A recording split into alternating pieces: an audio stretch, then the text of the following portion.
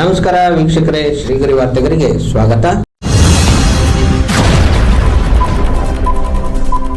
ದಿನಾಂಕ ಜುಲೈ 2, 2026ರಂದು ಗಾನಕೋಗಿಲೆಗೆ ಅಂತಿಮ ವಿದಾಯ. ಜೀವನದ ಗಾನ ಮುಗಿಸಿದ ಗಾನಕೋಗಿಲೆ ಎಸ್ ಜಾನಕಿ ಭಾನುವಾರ ಪಂಚಭೂತಗಳಲ್ಲಿ ಲೀನರಾದರು.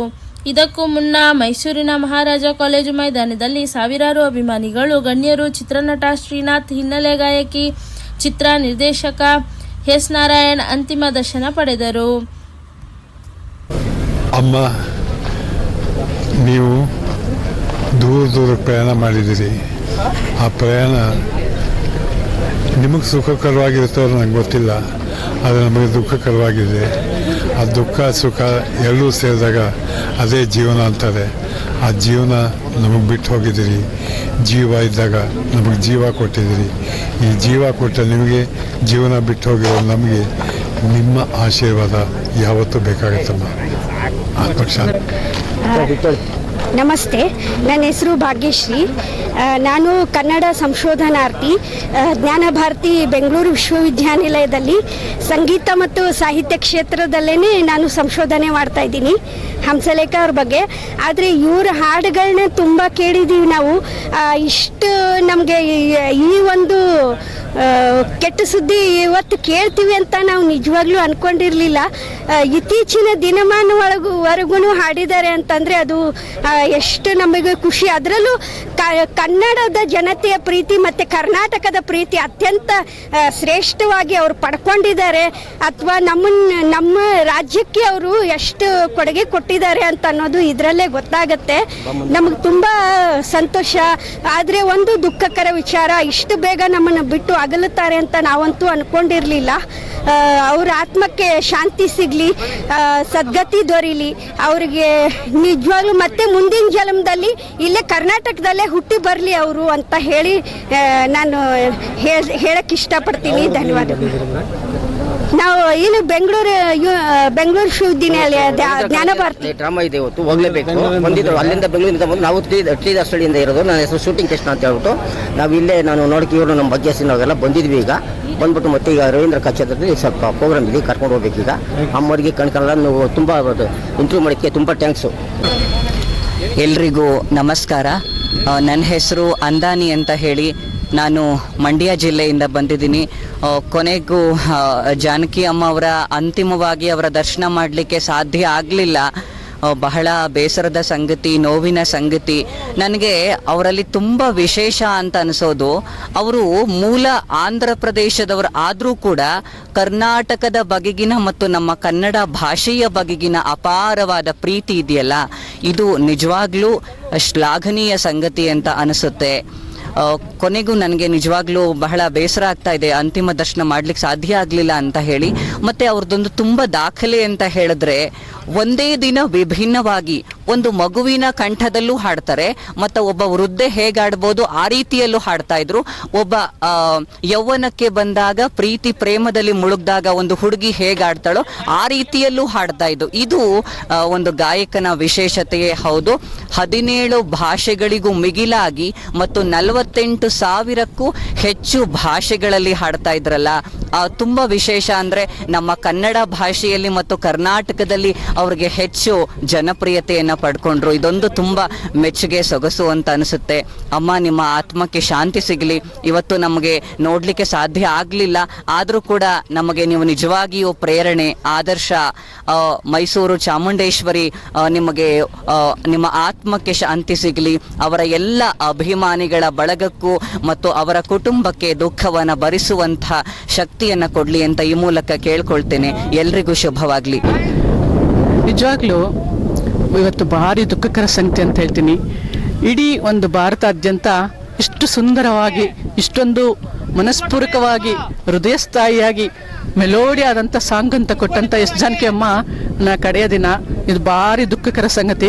ನಂಗೆ ತುಂಬ ನೋವಾಗ್ತದೆ, ಯಾಕೆಂದರೆ ನಾನು ತುಂಬ ಇಷ್ಟಪಡುವಂಥ ಏಕೈಕ ವ್ಯಕ್ತಿ ಅಂದರೆ ಎಸ್ ಜಾನಕಿ ಅಮ್ಮ, ಎಸ್ ಪಿ ಬಾಲಸುಬ್ರಹ್ಮಣ್ಯಂ ಸರ್. ನಿಜವಾಗ್ಲೂ ಅವರು ಎಂಥ ವ್ಯಕ್ತಿತ್ವ ಅಂತೇಳಿದ್ರೆ, ಸರಳ ಸಜ್ಜನಿಕೆಗೆ ಹೇಳಿ ಮಾಡಿಸಿದಂಥ ಒಂದು ವ್ಯಕ್ತಿತ್ವ. ಮತ್ತು ಆ ತಾಯಿ ಇಲ್ಲಿ ಬಂದು ನಮ್ಮ ಮೈಸೂರಿನಲ್ಲಿ ಬಂದು ಕಾಲ ಕಳೆದಿರೋಂಥದ್ದು, ಮತ್ತು ನಮ್ಮ ಮೈಸೂರಿನಲ್ಲಿ ಅವರು ಕಡೆಯ ಉಸಿರು ಹೋಗಿರುವಂಥದ್ದು ನೋಡಿದ್ರೆ ನಾವೆಲ್ಲ ನಿಜವಾಗ್ಲೂ ಪುಣ್ಯವಂತರು ಅಂತ ಹೇಳಬೇಕು. ಅಂಥ ಸ್ವರ ಸಾಮ್ರಾಜ್ಞಿ ಸರಸ್ವತಿ, ಗಾನ ಸರಸ್ವತಿ. ನಿಜವಾಗ್ಲೂ ಆ ತಾಯಿ ಮತ್ತೆ ಇದೇ ಮೈಸೂರಲ್ಲಿ ಹುಟ್ಟು ಬರಲಿ, ಇದೇ ಮೈಸೂರಿನಲ್ಲಿ ಗಾಂಧರ್ವ ಥರ ಹಾಡಾಡಲಿ ಅಂತ ನಾನು ದೇವರಲ್ಲಿ ಬೇಡ್ಕೊಳ್ತೀನಿ. ಆ ತಾಯಿ ಚಾಮುಂಡೇಶ್ವರಿ, ಆ ಜಾನಕಮ್ಮನಿಗೆ ತಾಯಿ ಚಾಮುಂಡೇಶ್ವರಿ ಶಾಂತವಾಗಿ ನೆಮ್ಮದಿಯಾಗಿ ಚಿರಸ್ಥಾಯಿಯಾಗಿ ಇರಲಿ ಅಂತ ಅವರಿಗೆ ಶಾಂತಿ ಸಿಗಲಿ ಆತ್ಮಕ್ಕೆ ಅಂತ ಹೇಳ್ಕೊತೀನಿ. ಅವ್ರು ಮತ್ತೆ ಹುಟ್ಟಿ ಬರಲಿ. ಜಾನಕಮ್ಮನ ಹಾಡು ಕೇಳ್ತಾ ಇದ್ರೆ ಎಂಥ ಕಷ್ಟ ನೋವು ಸಂಗತಿ ಇದ್ರೂ ಕೂಡ ನಂಗೆ ಮರ್ತೋಗುತ್ತೆ. ಯಾಕೆಂದರೆ ಆ ನೋವು ದುಃಖ ಮರ್ತೋಗುತ್ತೆ. ಒಬ್ಬ ಬೇರೆ ಬೇರೆಯಾದ ಪ್ರೇಮಿಗಳು ಸಹ ಅವ್ರ ಹಾಡು ಕೇಳ್ತಿದ್ರೆ ಮತ್ತೆ ಒಂದಾಗೋ ಅಂತ ಒಂದು ವಿಚಾರ ಆ ಹಾಡಿನಲ್ಲಿರ್ತಿತ್ತು. ಅಂಥ ಸೊಬಗಾದ ಹಾಡನ್ನು ಆ ತಾಯಿ ಸರಸ್ವತಿ ಜಾನಕಮ್ಮನಿಗೆ ನೀಡಿದ್ದಾರೆ. ಜಾನಕಮ್ಮ ಅದನ್ನು ಉಳಿಸಿ ಬೆಳೆಸಿ ಅಷ್ಟು 48,000 ಹಾಡುಗಳನ್ನು ಹಾಡಿ ಅದರಲ್ಲೂ ಕನ್ನಡವನ್ನು ಅತಿ ಹೆಚ್ಚು ಇಷ್ಟಪಟ್ಟು ಕರ್ನಾಟಕದಲ್ಲಿ ಅದರಲ್ಲೂ ಮೈಸೂರಲ್ಲಿ ಬಂದಿರೋದಂತೂ ನಮಗೆ ಹೆಮ್ಮೆಯ ವಿಷಯ. ಮತ್ತು ಆ ತಾಯಿಗೆ ನನ್ನ ನಮನಗಳನ್ನು ಹೇಳ್ತೀನಿ. ನಿಜವಾಗ್ಲೂ ತುಂಬ ತುಂಬ ತುಂಬ ನನಗೆ ಹೇಳೋಕ್ಕೆ ವರ್ಣಿಸೋಕ್ಕಾಗ್ತಿಲ್ಲ. ನಾನು ದುಃಖಪಟ್ಟಿದ್ದು 3 ವಿಚಾರದಲ್ಲಿ. ಒಂದು, ನನ್ನ ತಂದೆ ಸತ್ತಾಗ, ಇನ್ನೊಂದು ನಮ್ಮ SP ಅವರಿದಾದಾಗ. ಯಾಕೆಂದರೆ ಅವರು ಕೂಡ ತುಂಬ ಮೆಲೋಡಿಯಸ್ ಪರ್ಸನ್. ಅವರು ಕೂಡ ಅದೇ ರೀತಿ ಜಾನಕಮ್ಮ. ಈ 3 ವ್ಯಕ್ತಿಗಳಿಗೋಸ್ಕರ ನಾನು ನನ್ನ ಕಣ್ಣೀರಿನ ಕಂಪನಿಯನ್ನು ಮೆಳೆದಿದ್ದೀನಿ. ನಾನು ಯಾವತ್ತೂ ಒಬ್ಬರು ಡೆತ್ ಆದಾಗ ನಾನು ಯಾರು ಹತ್ರ ಹೋಗ್ತಿರ್ಲಿಲ್ಲ. ನಾನು ಯಾವಾಗ್ಲೂ ಇದು ಬಂದಿದ್ದೀನಿ ಅಂದರೆ ನನಗೆ ಅವ್ರ ಮೇಲಿರೋ ಅಭಿಮಾನ, ಅವರ ಒಂದು ಪ್ರೀತಿ, ವಿಶ್ವಾಸ, ಅವರ ಒಂದು ಆಶೀರ್ವಾದಕ್ಕೋಸ್ಕರ ನಾನು ಇಲ್ಲಿ ಬಂದೀನಿ. ತುಂಬ ಸಂತೋಷ ಆಯಿತು, ತುಂಬ ದುಃಖ ಆಯಿತು, ತುಂಬ ನೋವಾಯಿತು. ಯಾಕೆಂದರೆ ಕಡೆಗಳಿಗೆಯಲ್ಲಿ ಯಾಕೆ ಸಂತೋಷ ಆಯಿತು ಅಂದರೆ ಕಡೆಗಳಿಗೆಯಲ್ಲಿ ಅವ್ರನ್ನ ನೋಡಲಿಕ್ಕೆ ಸಾಧ್ಯ ಆಯ್ತಲ್ಲ. ನಮ್ಮ ಮೈಸೂರಲ್ಲೇ ಬಂದ್ರಲ್ಲ, ಇನ್ನೆಲ್ಲೋ ಹೈದ್ರಾಬಾದಲ್ಲೋ ತಮಿಳ್ನಾಡಲ್ಲೋ ಇದ್ದಿದ್ದರೆ ನಮಗೆ ನೋಡೋಕ್ಕಾಗ್ತಿರ್ಲಿಲ್ಲ. ಆದರೆ ಇಲ್ಲಿ ಬಂದು ಇದು ಮಾಡಿದ್ರಲ್ಲ, ನಂಗೆ ಅದಕ್ಕೆ ತುಂಬ ಸಂತೋಷ ಆಗುತ್ತೆ. ಅಷ್ಟೇ ದುಃಖನೂ ಆಗುತ್ತೆ. ಅವ್ರು ಇರಬೇಕಿತ್ತು, ಇನ್ನೂ ಹೆಚ್ಚಿನ ಹಾಡು ಆಡಬೇಕಿತ್ತು. ಆದರೂ ಕೂಡ ಅವರಿವತ್ತು ಒಂದು ಚಿರಶಾಂತಿಯಾಗಿ ನನ್ನ ಮೈಸೂರಿನಲ್ಲೇ ನೆಲೆಯಾಗಿದ್ದಾರೆ ಅಂತ ನಂಗೆ ತುಂಬ ಒಂದು ರೀತಿಯಲ್ಲಿ ಖುಷಿ ಮತ್ತು ಒಂದು ದುಃಖ ಎರಡೂ ಆಗುತ್ತೆ. ದೇವರು ಅವರ ಆತ್ಮಕ್ಕೆ ಶಾಂತಿ ಕೊಡಲಿ ಅಂತ ಬೇಡ್ಕೊಳ್ತೀನಿ. Thank you very much. ನಂದು ಮೈಸೂರು. ನಾನು ಕರ್ನಾಟಕ ಸ್ಟೇಟ್ ಅಗ್ರಿಕಲ್ಚರ್ ಮಾರ್ಕೆಟಿಂಗ್ ಬೋರ್ಡಲ್ಲಿ ಕೆಲಸ ಮಾಡ್ತಾಯಿದ್ದೀನಿ. ಮತ್ತು ನನಗೆ ಅತ್ಯಂತ ತುಂಬ ಸಂತೋಷವಾದಂಥ ಊರು ನನ್ನ ಮೈಸೂರು. ನನಗೆ ಭಾರಿ ಖುಷಿ. ಆ್ಯಕ್ಚುಲಿ ನಾನು ಅರಸೀಕೆರೆ ಅವ್ರ ಕಡೆಯಿಂದ ಇರೋರು ಬಂದಿರೋದು. ಆದರೂ ಕೂಡ ಇಲ್ಲಿ ಬಂದು ನಾನು ಕೆಲಸ ಮಾಡ್ತಾಯಿದ್ದೀನಿ. ಇಲ್ಲಿಯ ಒಂದು ಕಲೆ, ಸಂಸ್ಕೃತ, ನಾಡು, ತಾಯಿ ಚಾಮುಂಡೇಶ್ವರಿ ಆಶೀರ್ವಾದ ಇವೆಲ್ಲ ಮತ್ತು ಆ ಸೊಬಗಿನ ನಾಡು ಮೈಸೂರು. ನಿಜವಾಗ್ಲೂ ನಾವು ಪುಣ್ಯವಂತರು ಅಂತ ಹೇಳ್ತೀನಿ. ಅಂಥ ಸ್ಥಳದಲ್ಲಿ ಜಾನಕಿ ಅಮ್ಮ ಇಷ್ಟೊಂದು ಲೀನವಾಗಿ ಹೋಗಿದ್ದಾರಲ್ಲ, ಅದಂತೂ ನನಗೆ ಭಾರಿ ಸಂತೋಷದ ವಿಚಾರ ಮತ್ತು ಅಷ್ಟೇ ದುಃಖ ನೋವಿನ ವಿಚಾರ. ಅಂಥ ಹಾಡನ್ನು ಇನ್ನು ಮುಂದಿನ ಜನ್ಮದಲ್ಲಿ ಯಾರೂ ಹಾಡಲ್ಲ. ಮತ್ತೆ ಆ ತಾಯಿ ಜಾನಕಮ್ಮ ಹುಟ್ಟಿ ಬಂದು ಮತ್ತೆ ಇದೇ ಹಾಡನ್ನು ಹಾಡಬೇಕು ಅನ್ನೋದೇ ನನ್ನ ಆಸೆ. ಅವರ ಒಂದು ಹಾಡು ನನಗೆ ತುಂಬ ಇಷ್ಟ. ಯಾವುದಂತ ಹೇಳಿದ್ರೆ, ನಗು ನಗುತ್ತಾ ನೀ ಬರುವೆ, ನಗುವಿನಲ್ಲಿಯೇ ಮನಸೆಳೆವೆ ಅಂತಹ ಒಂದು ಹಾಡು. ಆಮೇಲೆ ಇನ್ನೊಂದು ಹಾಡು ಹೇಳ್ತಿದ್ರು, ಯಾವುದೋ ಒಂದು ಫ್ರೆಂಡ್ಗೋಸ್ಕರ ಹಾಡು ಹೇಳ್ತಿದ್ರು ಅವರು, ಬರೆದೆ ನೀನು ನಿನ್ನ ಹೆಸರ ನನ್ನ ಬಾಳ ಪುಟದಲ್ಲಿ ಅಂತ. ಆಮೇಲೆ ಅದಕ್ಕಿಂತ ಹೆಚ್ಚಾಗಿ ಅಮ್ಮ ನಿನ್ನ ಕಂಡರೆ ನನಗೆ ಭಾರಿ ಪ್ರೀತಿ, ಅದೇಕೋ ಕಾಣೆ ಅಪ್ಪನನ್ನು ಕಂಡಿರುತ್ತಿ, ಅಮ್ಮ ನಿನ್ನ ಕಂಡರೆ ಭಾರಿ ಪ್ರೀತಿ, ಅದೇಕೋ ಕಾಣೆ ಅಪ್ಪನನ್ನು ಕಂಡರೆ ಭೀತಿ ಅಂತ ಹಾಡು ಹೇಳ್ತಿದ್ರು.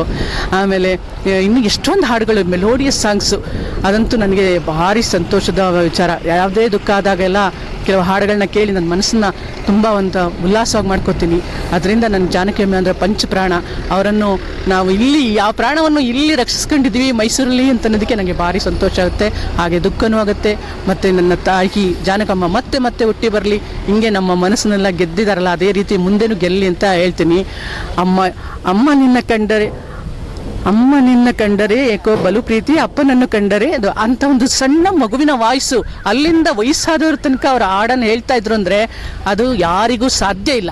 ಅಂಥ ಒಂದು ಸ್ಥಿರವಾದ ವಾಯ್ಸು, ಅಂಥ ಒಂದು ಇದು. ಆಮೇಲೆ ಅವ್ರಿಗೆ ಎಷ್ಟು ಅಂದರೆ ಒಂದು ಚೂರಾದ್ರೂ ಅವರಿಗೆ ಜಂಬ ದುರಂಕಾರ ಆಗಲಿ ಯಾವುದೇ ಆಗಲಿ ಅಷ್ಟನ್ನು ಹಾಡನ್ನು ಹಾಡಿದ್ರು ಕೂಡ ಅವರು ಸಿಂಪಲ್ ವ್ಯಕ್ತಿಯಾಗಿ ಕಡೆಯವರೆಗೂ ಅದೇ ರೀತಿ ಇದ್ರಲ್ಲ, ಅದು ನನಗೆ ತುಂಬ ಅವರ ಬಗ್ಗೆ ಹೆಮ್ಮೆ ಅನಿಸುತ್ತೆ. ಅವರು ಪುನಃ ಹುಟ್ಟಿ ಬರಲಿ, ಪುನಃ ಇದೇ ಮೈಸೂರಿನಲ್ಲಿ ಹುಟ್ಟಿ ಬಂದು ಇದೇ ರೀತಿ ಹಾಡಲಿ, ಗಾನಕ್ಕೋಗಿಲೆ ಮತ್ತೆ ಹುಟ್ಟಿ ಬರಲಿ ಅಂತ ಆ ತಾಯಿ ಚಾಮುಂಡೇಶ್ವರಿ ನಾನು ಬೇಡ್ಕೊಳ್ತಾ ಇದ್ದೀನಿ. Thank you very much sir. ಎಲ್ಲ ಮಾಧ್ಯಮವ್ರಿಗೆ ನಮ್ಮ ಹೃತ್ಪೂರ್ವಕ ವಂದನೆಗಳು. ನಮ್ಮ ಮೈಸೂರಿಂದ ಅಮ್ಮನಿಗೆ ಇಡೀ ಪ್ರಪಂಚದ ದೇಶಾದ್ಯಂತ ಅಭಿಮಾನಿಗಳು ಇಟ್ಟಿದ್ದಾರೆ. ಅಮ್ಮ ಅಂದರೆ ನಿಮಗೆ ಭಾಳ ತುಂಬ ಇಷ್ಟ. ನಮ್ಮ ಮನೆಯಲ್ಲಿ ಬೆಳಗ್ಗೆ ಎದ್ದು ದೇವ್ರ ಮುಖ ನೋಡೋದಕ್ಕಿಂತ ಮುಂಚಿತವಾಗಿ ಅಮ್ಮನ ಮುಖನೇ ನೋಡೋದು. ನಾವು ನಮ್ಮ ಮನೆಯಲ್ಲಿ ಪ್ರತಿದಿನ ಅಮ್ಮನ ಸಾಂಗೆ ಕೇಳ್ತಾ ಇರ್ತೀವಿ. ಅಮ್ಮನ ಹಾಡು ಕೇಳಿ ನಾವು ದಿನನಿತ್ಯ ನಾವು ಚಿರಸ್ಮರಣೀಯವಾಗಿ ಹಾಡು ಕೇಳೋದು ಪ್ರತಿದಿನ. ಅಮ್ಮ ಎಷ್ಟು ಸಂಪಾದನೆ ಮಾಡಿದ್ದಾರೆ ಅಂದರೆ ಇಡೀ ದೇಶದ ಜನ ತುಂಬಲಾರದ ನಷ್ಟ. ಕನ್ನಡ ಚಿತ್ರೋದ್ಯಮಿಗೆ ನಮ್ಮ ಭಾರತದ ಗಾನಕ್ಕೆ ಹೋಗಿಲ್ಲ ನಮ್ಮ ಅಮ್ಮ ಇಲ್ಲ. ಆದರೂ ಅವರ ಹಾಡುಗಳು ಚಿರಶಾಂತಿ ಆಗಿ ಹಾಡು ಬರುತ್ತೆ. ಅಷ್ಟೇ ಸರ್. ನಾವು ಅಮ್ಮನ ಬಿಟ್ಟಿರೋಕ್ಕಾಗಲ್ಲ, ಆದರೂ ನಾವು ಏನು ಮಾಡೋಕ್ಕಾಗಲ್ಲ sir. Thank you sir. Sudarshan ಅಂತ ಸರ್, ಮೈಸೂರು ಇನ್ಕಲ್ಲಿಂದ ಮಾತಾಡ್ತಾ ಇರೋದು. ನಾವು ಇಡೀ ನಮ್ಮ ಕುಟುಂಬದವರೆಲ್ಲರ, ಅದರಲ್ಲೂ ನಮ್ಮ ತಾಯಿಯವರು, ಅಮ್ಮ ಎಷ್ಟು ಜಾನಕಿ ಅಮ್ಮನ ತುಂಬ ಇಷ್ಟ ಅಮ್ಮನಿಗೆ. ಅವರು ಇವತ್ತು ನಿನ್ನೆ ರಾತ್ರಿಯಿಂದ ಅಮ್ಮ ಇನ್ನೂ ಊಟ ಮಾಡಿಲ್ಲ ಸರ್. ಅಮ್ಮ ವಿಧಿವಶ ಆಗಿರೋದಂತ ಕೇಳ್ಬಿಟ್ಟು ಅಮ್ಮ ಬರೋಕ್ಕಾಗಲ್ಲ, ಅವರು ಹಾರ್ಟ್ ಪೇಷೆಂಟು. ನಮ್ಮ ಕುಟುಂಬದವರು ಎಸ್ ಜಾನಕಿ ಅಮ್ಮ ಅಂದರೆ ತುಂಬ ಇಷ್ಟ ಸರ್ ಅಮ್ಮನಿಗೆ. ಆದರೆ ಅಮ್ಮ ಬೆಳಗಿಂದ ಸಂಜೆ, ಅವರು 80 ವರ್ಷ ಏಜ್ ಆಗಿದೆ ನಮ್ಮ ತಾಯಿಯವ್ರಿಗೆ. ಅವರು ಊಟನೂ ಮಾಡಿಲ್ಲ, ನಿದ್ದೆನೂ ಮಾಡಿಲ್ಲ ಸರ್. ತುಂಬ ಅಳ್ತಾ ಇದ್ದಾರೆ. ನಮ್ಮ ಕುಟುಂಬದವರ ನಮಗೆ ಅಮ್ಮ ಅಂದರೆ ತುಂಬ ಇಷ್ಟ ಸರ್ ನಮಗೆ. ಇಡೀ ದೇಶಾಂತ ಜನ ಅಮ್ಮ ಎಷ್ಟು ಸಂಪಾದನೆ ಮಾಡಿದ್ದಾರೆ ನೀವೇ ನೋಡ್ತಾ ಇದ್ದಾರೆ. ಕೋಟ್ಯಾಂತರ ಜನ ಅಭಿಮಾನಿ ಸಂಪಾದನೆ ಮಾಡಿದ್ದಾರೆ. ಅವರು ಜೀವಂತವಾಗಿ ಇದ್ದವರು ಸರ್. ಅವರ ಸಾಹಿತ್ಯ, ಸಂಗೀತ ಮತ್ತು ಅವರ ಗಾನ ಕೋಗಿಲೆ, ಅವರು ಇಡೀ ಪ್ರಪಂಚದಂಥ ಹಾಡುಗಳು ಅಮರ ಸರ್. Thank you. ನಾವು ಕೂಡ ರೈತ ಕುಲದಿಂದ ಬಂದಿರತಕ್ಕಂಥವ್ರು. ಭಾರತದ ಗಾನ ಕೋಗಿಲೆ ಅಂದರೆ ತಪ್ಪಾಗಲಿಕ್ಕಿಲ್ಲ. ಸುಮಾರು 48,000 ಅಂದರೆ ಅರ್ಧ ಕೋಟಿ ಹಾಡುಗಳಾಯಿತು. ಅರ್ಧ ಕೋಟಿ ಹಾಡು ಅಂದರೆ ಇವತ್ತು ಎಷ್ಟು ಬೆಲೆ ಇದೆ ಅಂದರೆ ಅಷ್ಟು ಅಸಾಧ್ಯವಾದಂಥ ಬೆಲೆ. ವಿಶ್ವಕ್ಕೂ ಮೀರಿದಂತಹ ಒಂದು ಗಾನ ಕೋಗಿಲೆ ಇದು. ಎಸ್ ಜಾನಕಿ ಅಮ್ಮ ಅಂದರೆ ಎಸ್ ಜಾನಕಿ ಮತ್ತು SP ಬಾಲಸುಬ್ರಹ್ಮಣ್ಯಂ. ಯಾವುದೇ ಚಿತ್ರ ತಗೊಂಡ್ರು ಕೂಡ ಚಿತ್ರ ಹಾಡು ಇಲ್ಲ ಅನ್ನೋಕ್ಕಿಲ್ಲ. ಹಾಗಾಗಿ ಅವರ ಒಂದು ಹಾಡು ಪ್ರತಿ ದೇಶದಲ್ಲೂ ಕೂಡ, ವಿದೇಶ ದೇಶದಲ್ಲೂ ಕೂಡ ಪ್ರಚಲಿತವಾಗಿದೆ. ಈ ಒಂದು ಗಾನ ಕೋಗಿಲೆ ಇನ್ನೂ ಈ ಮೈಸೂರು ಭಾಗದಲ್ಲಿ, ಅದರಲ್ಲೂ ಕೂಡ ವಿಶೇಷವಾಗಿ ಮೈಸೂರು ಭಾಗದಲ್ಲಿ ಕಳ್ಕೊಂಡಿದ್ದೀವಿ ಅಂದರೆ ನಾವು ಭಾರತಕ್ಕೆ ಏನೋ ಒಂದು ಕಳ್ಕೊಂಡಿದ್ದೀವಿ ಅನ್ನೋ ಒಂದು ಸಂಕಟ ನಮ್ಮಲ್ಲಿ ಊಡ್ ಬರ್ತಾ ಇದೆ. ನಾನು ಕೂಡ ರೈತ ಕುಲದಿಂದ ಅವರ ಆತ್ಮಕ್ಕೆ ಚಿರಶಾಂತಿಯನ್ನು ಕೋರಲಿಕ್ಕೆ ಇಷ್ಟಪಡ್ತೀನಿ. ಮತ್ತು ಫಿಲಮ್ ಚೇಂಬರ್ಗೆ ಅವರ ಒಂದು ಗಾನ ಕೋಗಿಲೆ ಏನಿದೆ, ಆ ಗಾನ ಕೋಗಿಲೆ ಶಕ್ತಿ ಮತ್ತೊಬ್ಬರಿಗೆ ಊಡಲಿ, ಸಾವಿರಾರು ಜನಕ್ಕೆ ಊಡಲಿ ಅನ್ನೋದು ನನ್ನ ಬಯಕೆಯಾಗಿದೆ. ನನ್ನ ಹೆಸರು ವಿಶ್ವನಾಥ್ ಅಂತೇಳಿ, ರಾಜ್ಯ ತೆಂಗು ಬೆಳೆಗಾರ ಸಂಘಟನೆಯಿಂದ ರಾಜ್ಯಾಧ್ಯಕ್ಷನಾಗಿ ನೋಡಲಿಕ್ಕೆ ಬಂದಿದ್ದೇನೆ. ನೋಡಿ ನನ್ನ ಜೀವನ ಪಾವನಾಯಿತು ಅಂತ ಹೇಳಲಿಕ್ಕೆ ನಾವು ತಪ್ಪಾಗಲಿಕ್ಕೆ ಬಯಸಿಕ್ಕಿಲ್ಲ. ಹಾಗಾಗಿ ಇಲ್ಲಿ ಬಂದಿರತಕ್ಕಂಥ ಎಲ್ಲರಿಗೂ ಕೂಡ ಅವರ ಒಂದು ಆಶೀರ್ವಾದ ನೀಡಿ ಮುಂದಿನ ಒಂದು ಆರೋಗ್ಯವಾದಂತಹ, ನಿಖರವಾದಂಥ ಒಂದು ಶಕ್ತಿ ಸಿಗಲಿ ಅಂತೇಳಿ ನಾನು ಹೇಳಲಿಕ್ಕೆ ಬಯಸ್ತೀನಿ. ನಾನು ಸಿದ್ದು ಹಿರೇಮಠ ಅಂತೇಳಿ, ಜಾನಕಮ್ಮನವರ ಅಭಿಮಾನಿ. ನಾನು ಇಲ್ಲಿಗೆ ಬಂದಿದ್ದೆ ಅವರ ಕೊನೆಯ ದರ್ಶನ ಪಡೀಲಿಕ್ಕೆ ಅಂತೇಳಿ. ಅವ್ರ ಮೇಲೆ ಒಂದು ಹಾಡನ್ನು ಮಾಡಿದ್ದೀನಿ ನಾನು, ಅದನ್ನು ಹಾಡ್ತೀನಿ. ರಾಜನ್ ನಾಗೇಂದ್ರ ಅವರ ಸಂಗೀತದ ಹಾಡಿದು. ಹೃದಯದ ಗುಡಿಯಲ್ಲಿ ಓ ಅಮ್ಮ ನೀವೇ ಇರುವಿರಿ, ಗಾಯನ ಸಾಮ್ರಾಜ್ಯದೇ ಧ್ರುವತಾರೆಯಾದಿರೇ, ಸವಿನುಡಿ ಸವಿಗಾನ ಯಾನಕ್ಕೆ ನೀವೇ ನಾಯಕಿ, ಜಾನಕಿ ಎಸ್ ಜಾನಕಿ ಮನೆ ಮಾತಾದ ಗಾಯಕಿ, ಕನ್ನಡದ ಮನೆ ಮಗಳು, ಕನ್ನಡದ ಕೀರುತಿ.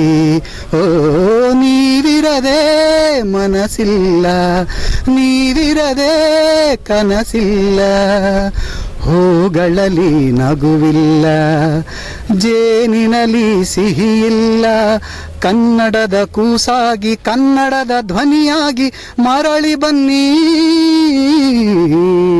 ನೀವೆಲ್ಲೂ ಹೋಗಿಲ್ಲ, ನೀವಿರದೆ ಸೊಗಸಿಲ್ಲ, ದಿನದಂತೆ ದಿನವಿಲ್ಲ, ಮನೆ ಮನ ಬಣವೆಲ್ಲ, ಕನ್ನಡದ ಕೂಸಾಗಿ ಕನ್ನಡದ ಧ್ವನಿಯಾಗಿ ಮರಳಿ ಬನ್ನಿ,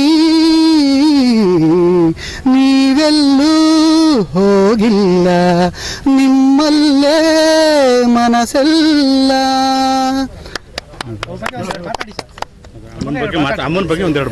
ಜಾನಕಮ್ಮನವ್ರ ಬಗ್ಗೆ ಮಾತಾಡಬೇಕು ಅಂದರೆ ನಾನು ಇರುವಾಗ ಅವ್ರನ್ನ ದರ್ಶನ ಮಾಡೋಕ್ಕಾಗಲಿಲ್ಲ.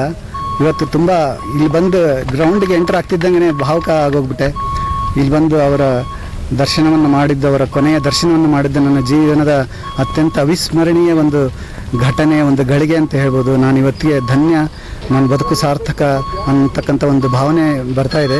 ಅವರು ನಮ್ಮನ್ನು ಅಗಲಿದ್ದು ಕನ್ನಡ ಗಾಯನ ಸಾಮ್ರಾಜ್ಯಕ್ಕೆ ತುಂಬಲಾರದ ನಷ್ಟ. ಇದನ್ನು ಯಾರು ಒಂದು ಯುಗದ ಒಂದು ಮೆಲೋಡಿಯ ಒಂದು ಇಂಪಿನ ಕಂಪಿನ ಒಂದು ಯುಗದ ಅಂತ್ಯವಾಗಿದೆ ಅಂತ ಹೇಳ್ಬೋದು. ನಮಗೆ ಬಹಳ ತುಂಬಲಾರದ ನಷ್ಟ.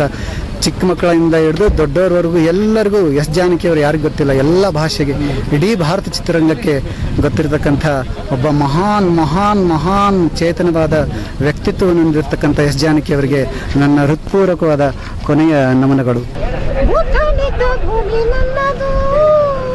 ಯಾವತ್ತಾದರೂ ಮೀಟ್ ಆಗಿದ್ದೀರಾ ಅಮ್ಮ? ಇಲ್ಲ ಮ್ಯಾಮ್, ನನಗೆ ಭಾಳಷ್ಟು ಏನಾದರೂ ನನಗೆ ಅಮ್ಮವ್ರನ್ನ ಮೀಟ್ ಆಗ್ಬೇಕಂತ ಭಾಳಷ್ಟು ಇತ್ತು ಮ್ಯಾಮ್. ನನಗೆ ಏನಾದರೂ ಒಂದು ಜೀವನದಲ್ಲಿ ಏನಾದರೂ ಮಾಡಬೇಕು, ಮೆಟ್ಲು ಸಿಗಬೇಕಂತಂದ್ರೆ ಅಮ್ಮನ ಆಶೀರ್ವಾದದಿಂದಲೇ ഒരു സംഗീതജ്ഞൻ എന്ന നിലയ്ക്ക് തന്നെ അത്ര വ്യത്യസ്തമായ ശബ്ദങ്ങളിൽ ഏത് ശ്രുതിയും ആരെയും വിസ്മയിപ്പിക്കുന്ന തരത്തിലുള്ള ഗാനങ്ങൾ ആലപിക്കാനായിട്ട് സാധിച്ച സംഗീത ലോകത്തിൽ അതുപോലെ തന്നെ ഇന്ത്യൻ മ്യൂസിക്കിന് വലിയ സംഭാവനകൾ നൽകിയിട്ടുള്ള മനസ്സിലാണ്. അവരുടെ പാട്ടുകൾക്ക് ഒരിക്കലും മരണമില്ല എന്നുള്ളതാണ്. അവരുടെ പാട്ടുകളിലൂടെ ജാനകിയമ്മ എല്ലാ കാലത്തും ജീവിക്കും.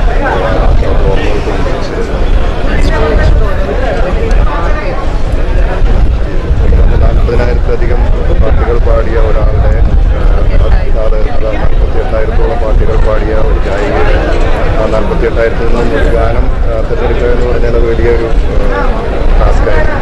എത്രയോ ഗാനങ്ങളാണ്. അപ്പോൾ അങ്ങനെ നീലാകാശമൊക്കെ പാടാത്ത ഒരു ഗാനമേള കേരളത്തിൽ ഉണ്ടാവില്ല. ഒന്നല്ല, അങ്ങനെ എത്രയോ ഗാനങ്ങൾ. അപ്പോൾ അത്രയധികമായിട്ട് മലയാളികളെ സ്വാധീനിച്ചിട്ടുള്ള ഒരു ഗായികയാണ്. അപ്പോൾ അവർ മലയാളികൾ വിശ്വസിക്കുന്ന ഒരു മലയാളിയാണ്. അപ്പോൾ കർണാടകയിൽ വരുമ്പോൾ കർണാടകക്കാർ വിശ്വസിക്കുന്ന അവർ കന്നഡിയാണ്. തമിഴ്നാട്ടിൽ ചെല്ലുമ്പോൾ അവർ തമിഴ്നാട്ടുകാർ വിശ്വസിക്കുന്ന തമിഴ്നാട്ടിൽ ജനിച്ചു വളർന്ന ഒരാളാണെന്ന നിലയിൽ അങ്ങനെ അവർ യഥാർത്ഥത്തിൽ ആന്ധ്രയിൽ ജനിച്ചു വളർന്ന ആളാണ്.